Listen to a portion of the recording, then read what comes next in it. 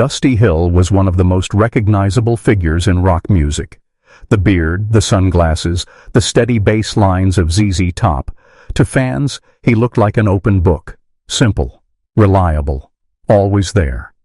But behind that calm image was a life full of hidden struggles, private passions, and personal battles that most fans never knew about. On stage, Dusty rarely spoke. He let the music do the talking. Billy Gibbons was the showman, Frank Beard was the anchor, and Dusty was the silent force in the middle. Many assumed that meant Dusty had little to say. In reality, he chose silence because he valued privacy more than fame. While ZZ Top became one of the biggest rock bands in the world, Dusty quietly built a life far away from the spotlight. Born Joe Michael Hill in Dallas, Texas, Dusty grew up surrounded by music. He played cello as a child before falling in love with rock and blues. Even early on, he was different from other musicians. He didn't dream about fame, he dreamed about sound. He wanted music to feel heavy, honest, and deep. That mindset would shape his entire life. As ZZ Top's fame exploded in the 1970s and 1980s, Dusty retreated further into himself. While the band toured the world, Dusty collected rare guitars, restored old cars, and spent long nights listening to blues records alone. Fame never excited him. In fact, it often scared him. And that fear would later lead him down a darker path, one he fought quietly, away from cameras and headlines. This is the story of the Dusty Hill most fans never saw. Dusty Hill's quiet nature didn't come from nowhere. It was shaped early in life. Growing up in Texas, Dusty was a shy kid who preferred listening over talking.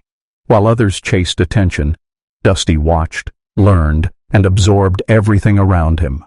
Music became his safe place, a world where he could express himself without speaking. His family wasn't wealthy, but they were supportive. Dusty and his older brother Rocky shared a love for music, and together they formed bands as teenagers. Those early years taught Dusty discipline. He learned that being reliable mattered more than being flashy. If you showed up on time, played your part, and respected the music, that was enough. Dusty's early exposure to blues legends like Muddy Waters and Howlin' Wolf left a deep mark on him. The blues weren't about fame or perfection. They were about pain, survival, and truth. That idea stayed with Dusty forever. Even when ZZ Top became global superstars, he still thought like a blues man, humble, grounded, and deeply emotional. School was never Dusty's favorite place. He felt more comfortable with instruments than people. Teachers noticed his talent, but also his tendency to disappear into his own world. That habit followed him into adulthood. When fame arrived, Dusty didn't celebrate. He hid. Those childhood patterns explain why Dusty never chased interviews or headlines. He didn't believe his personal life belonged to the public. Unfortunately, that same desire for privacy also meant he suffered alone when things went wrong. When ZZ Top began gaining serious attention in the early 1970s, everything changed. But not in the way Dusty expected. Success brought money, fame, and endless touring. For Billy Gibbons, it was exciting. For Dusty Hill, it was overwhelming. As the band's sound grew heavier and tighter, Dusty became the backbone. His bass lines weren't flashy, but they were powerful. Without Dusty, ZZ Top simply wouldn't work. Yet the more important he became musically, the less visible he became personally. Dusty avoided Hollywood parties. He skipped celebrity events. When the band wasn't touring, he disappeared completely. Fans assumed he was just the quiet one, but the truth was deeper. Dusty felt uncomfortable being recognized very where he went. He missed anonymity. He missed normal life. During the band's biggest years, especially during the Eliminator era, Dusty struggled with the pressure to maintain an image. The beards, the videos, the MTV fame, it all felt fake to him. While the world celebrated ZZ Top as cool and fun, Dusty felt trapped inside a character he didn't create. That inner conflict slowly pushed him toward unhealthy coping habits. He never spoke publicly about it at the time, but the cracks were forming. By the late 1970s and early 1980s, Dusty Hill was quietly battling addiction. While the band continued to perform flawlessly on stage, Dusty was struggling off it. Alcohol became his escape, a way to numb anxiety, pressure, and loneliness. Unlike many rock stars, Dusty didn't party loudly. He drank alone. He hid it well. Friends noticed he was quieter than usual, more distant, but few understood how deep the problem had become. Dusty hated confrontation, so he never asked for help. At one point, his addiction nearly destroyed his career. He showed up late. He isolated himself. The band eventually realized something was wrong, but Dusty resisted intervention. Admitting weakness felt like failure to him. Eventually, the situation reached a breaking point. Dusty entered rehab, quietly, without press releases or interviews. No dramatic confessions, no public apologies. He simply disappeared and then returned, healthier, but still private. That decision saved his life, but the emotional scars never fully healed. Few fans knew that Dusty Hill had a deep love for classic cars. While others spent money on mansions and luxury, Dusty spent hours restoring old vehicles. Cars gave him peace. They were mechanical, predictable, and honest. Everything fame was not. His collection wasn't about showing off. Many of his cars were never seen by the public. He enjoyed working on them himself, getting his hands dirty, fixing problems one piece at a time.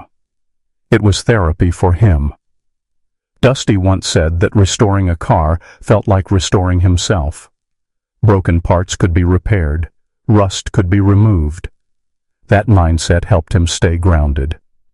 This passion also revealed another side of Dusty: patience. He wasn't impulsive. He believed in slow progress. That philosophy helped him survive in an industry that often destroys people who move too fast. Dusty Hill's romantic life was another carefully guarded secret. Unlike many rock stars, he wasn't constantly in the tabloids. He had relationships, but he kept them private. Trust didn't come easily to him. Friends say Dusty loved deeply, but feared abandonment. Fame made relationships complicated. He worried people loved his image, not the real man. As a result, he often pulled away before he could get hurt. Those emotional walls protected him, but they also kept him lonely. Dusty rarely talked about heartbreak, but it influenced his music more than people realized. As Dusty aged, health issues began to surface. Hip problems, infections, and physical pain made touring harder. Still, Dusty pushed himself to perform. He believed in loyalty, to the band and to the fans. Even when doctors warned him to rest, Dusty often returned to the stage sooner than expected. Music gave his life meaning. Without it, he felt lost. His strength wasn't loud. It was stubborn, silent, and deeply admirable. During the final years of his life, Dusty faced challenges no one expected. The pandemic isolated him further. Touring stopped. Normal routines vanished. For a man who already valued solitude, this isolation became dangerous. Yet when touring resumed, Dusty returned, determined to finish what he started. Even when his health declined, he refused to quit completely. His final performances were emotional, even if he never showed it on his face. When Dusty Hill passed away in 2021, fans were shocked. But those close to him knew his body had been fighting quietly for years. His death wasn't sudden. It was the end of a long, private battle. True to his nature, Dusty left instructions for the band to continue without him. No drama, no demands, just music. Dusty Hill never wanted to be remembered as a star. He wanted to be remembered as a musician who respected the blues. His influence on rock bass is massive, even if he never claimed credit. Countless musicians cite Dusty as an inspiration, not for flashy solos, but for restraint, groove, and honesty. Dusty Hill's secret life wasn't about scandal. It was about survival. He lived quietly in a loud world. He loved deeply, but cautiously. He struggled, recovered, and kept going. In the end, Dusty Hill wasn't mysterious because he hid something day. He was mysterious because he believed some things didn't need to be shared. And that silence, that was his truth.